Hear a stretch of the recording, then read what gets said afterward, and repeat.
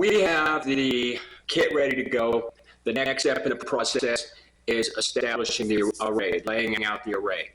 Step one, establish where it goes. We'll figure that out once we get outside. Step two, identify true solar north. I'm not going to beat this to death. There's three norths. There's magnetic north, forget about it. There's true north, which you can get apps on your phone and figure that out. The one we want is solar true north, okay?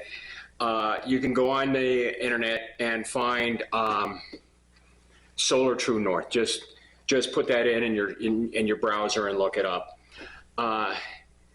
You'll have to put in your location, and time and date should be there. It should be like today and this year, and it will tell you down to the second when it's solar true north. You basically stand there and your shadow, that's how you point your array. I'll show you that once we get outside. Next step will be establishing a right angle. We're going to use the 3-4-5 method to come up with a right angle.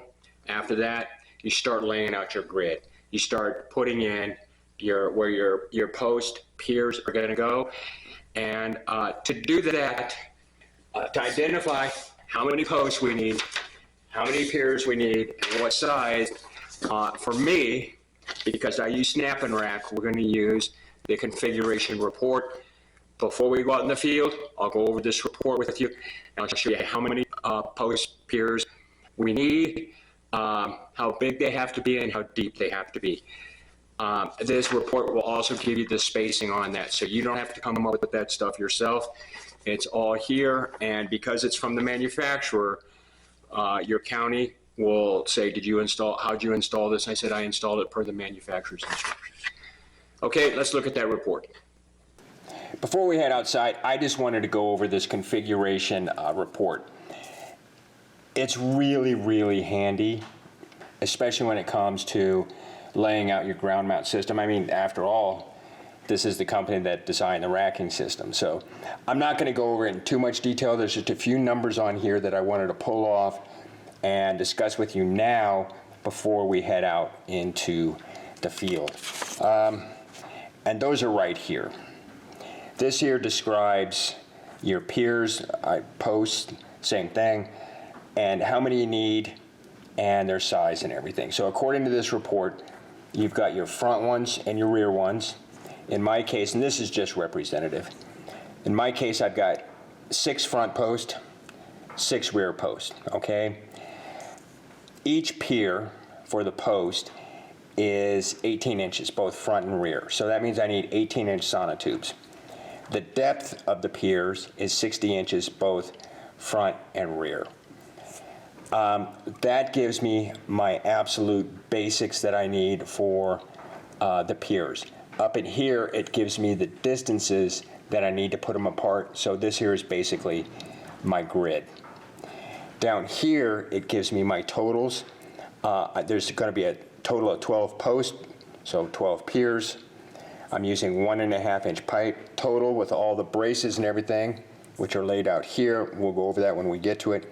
I need 400 feet, and that comes out to, for the concrete, if I was to call a truck, I'd need 442 yards of concrete. In my case, I'm doing 60-pound bags, so I need 221. It's going to be more than that, but anyway, I just wanted to go over this report for you. It's a great piece of information that you need before you go out and lay out your grid. So let's head outside. Okay, well, the next thing I have to do, I've got the kit all taken care of, and we have to find the correct location. So the wife and I have determined that because of the house and these trees, they're going to grow up, that this right here is the best location. So this point right here is what we determined to be the corner point. So now we have to determine east-west. And normally you just look at the road and you'd say, okay, that road is north-south, that one's east-west. We just put it in here, parallel to the road, we're good to go. Well, that's not the case. there's a couple ways to figure out how to do true north, not magnetic north, true north. There's a ton of apps you can find that stuff on, and you can get true north. Another data point, and I've got this piece of unistrut down here on the ground that is laying it true north. I pulled the app out, I laid it out, and that's it. Another way to do it is you go online and you find out what your true solar north is. And that'll be the sun at its highest point for this time, this date, and this location. And basically, so if I stand here, and if you look at my shadow, you'll see that true north and magnetic north are off by just a little bit. Okay, so what I want to do is I'm basically just gonna go right in between the two. So I'll move this guy over this way to about there. Now let's check it again. And if I stand here, I'm between true solar north and true north. So that's how you determine, that's how I'm going to determine the orientation of our array. This is going to be our north-south and then east-west, so the array will run back and forth this way. Okay, I'm going to try to do this quick. The wind's kicking up. The microphones I was trying to use were an abject failure. I've recorded this like 4 times, and it's just awful. It's something I've struggled with since day one. I'll get it fixed. I just don't know when. Okay, we've established, we know where we're going to put the array. We've established solar north. The next is 3, 4, 5. A long time ago, a guy came up with a method of establishing a right angle. And if you measure this 3, this case is going to be feet, by this 4, again, feet, so 3, 4. The distance between here and here is 5, okay? And like I said, in this case, it's going to be feet. So let me show you what that looks like here on the ground. So what I've done is I have laid out some unistrut. I've got one piece that goes across here like this, and another piece that goes across like this, okay?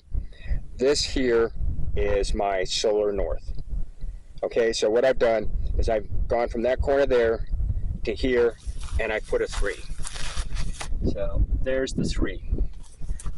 On this side, going this way, I went from there over to here and put a 4. Okay, so there's the 4. If you look at my tape measure right there, that's 5. So what I've established is, I'll back up here so you can see it. I've established 3, 4, 5 without using any specialty tools, nothing other than a tape measure. Okay, so my array is going to be across here. Next step will be to go through, for me to go through and start laying it out and putting flags in the ground. I'll bring you back when I get it all laid out.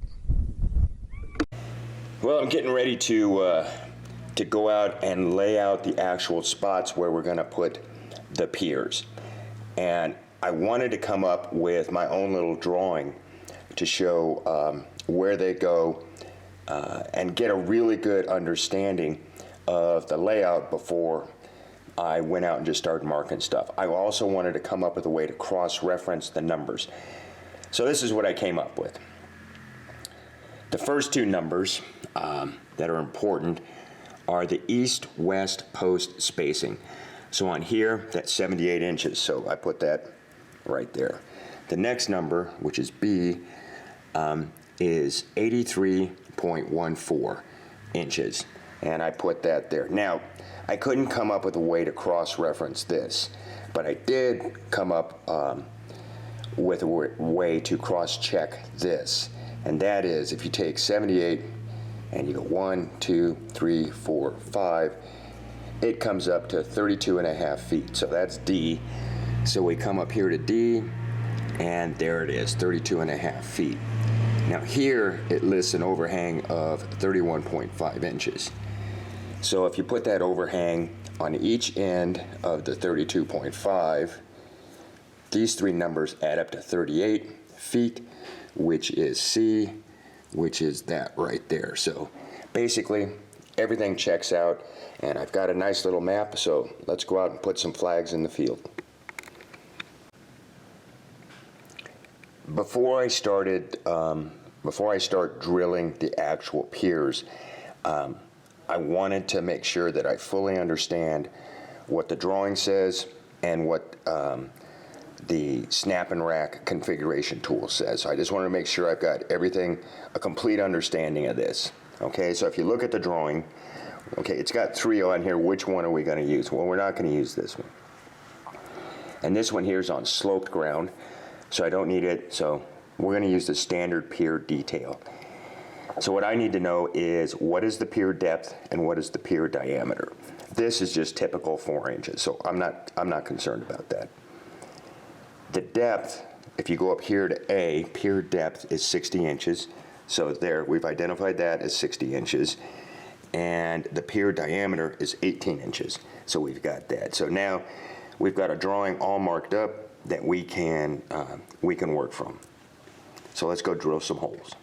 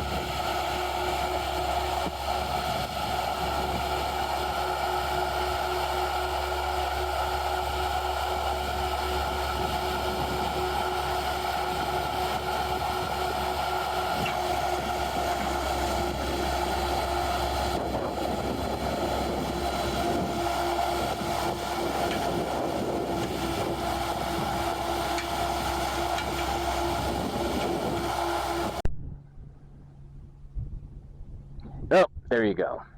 We got 12 holes drilled. We've got sonotubes in place.